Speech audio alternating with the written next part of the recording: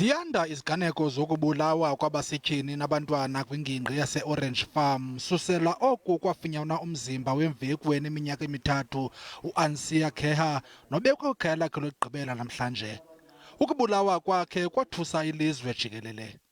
I'm angry because we are all here, from government to society to everybody. But what are we going to do about it?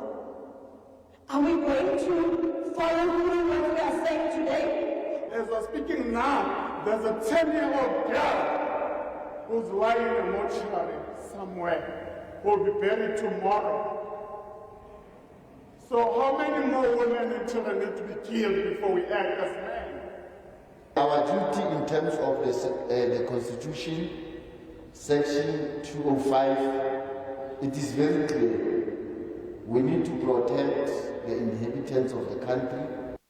Emva kwenkonzo yakhe yomngcwabo, abazali babambe umngcelele becula ezitalatweni. Usapho lwakhe luxhelekile ngeyona ndlela yaye luthi lunethemba lokuba umthetho uza kwenza konke okusemandleni uqinisekisa ukuba uyafumaneka umenzi wobubi.